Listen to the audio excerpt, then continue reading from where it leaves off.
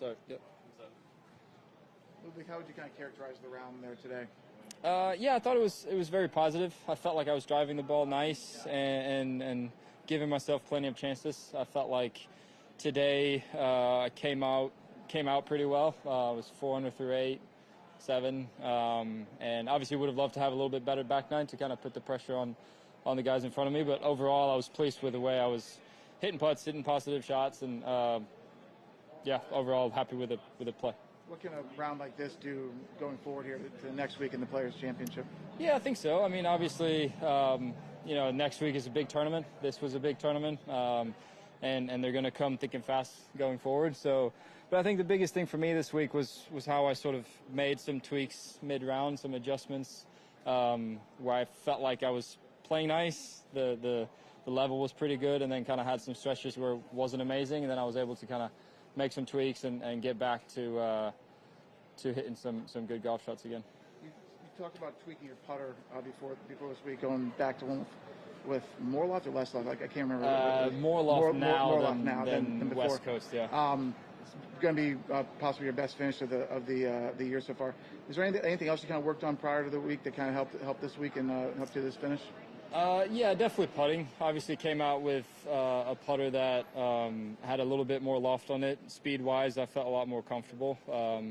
It's definitely the part of my game where I feel like if that one's clicking, then I feel like I can play some pretty good golf. But yeah, overall, we kind of keep working on the golf swing.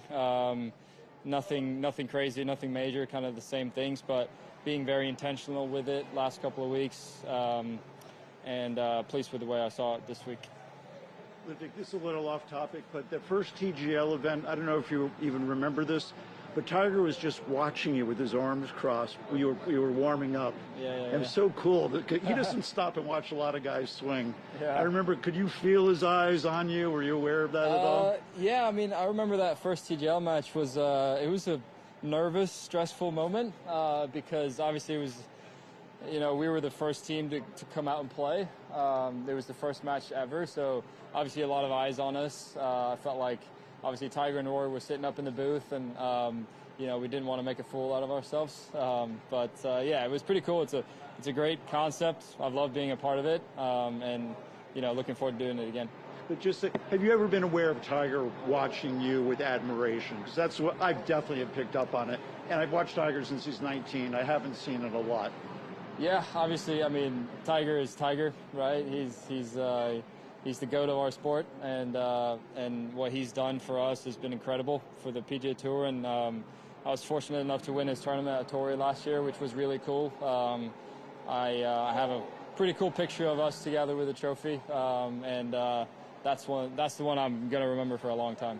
When they talk about the stadium course, they often talk about this, shot makers, precision course, and anybody can win there. But some really big bombers, not Tiger, Fred Couples, Davis Love, Phil Mickelson. I mean, there's a long list of bombers, big, strong guys have won there. So I wonder how you size it up between that precision shot makers course and bombers doing well there. Yeah, for sure. I mean, I live right there, so I play it every now and then, and it's a great golf course, tee to green. It's one of my favorites in the world, so it demands a lot. It's quite in front of you, I would say. It's quite, obvious what you wanted to do, but you still got to pull it off, and you still got to hit the right shots at the right time. And I love the finish. 16, 17, 18 is a great finish, and it's just one of them where you have to step up and hit golf shots all the way in. I didn't realize, do you live quite near the course? Yeah.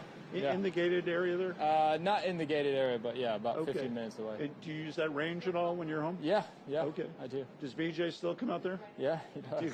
Do you guys compare notes? A little bit, yeah. If I see him, I'll speak to him. I haven't seen him a ton lately, but last year I remember I saw him quite a bit. Just a couple quick things. You moved from Swedish to English so effortlessly. Do you have to think at all about doing it, or does that just happen? Yeah, I do. It's difficult. Sometimes I can't find the word in English, and sometimes I can't find the word in Swedish, and it's a little bit tricky. But yeah, it's gotten a lot better, my English, since I came over for college. But Sweden's normally a pretty good country in terms of speaking English. You don't make it seem difficult. And how about the PGA Tour is so Florida-centric. So much of it is Florida. It's so different from it. There's nothing like Florida in Sweden. Yeah. What has that been like for you just culturally, Sweden versus Florida? They couldn't be more different. Yeah, it's different. It's very different. I love Sweden. I love Florida.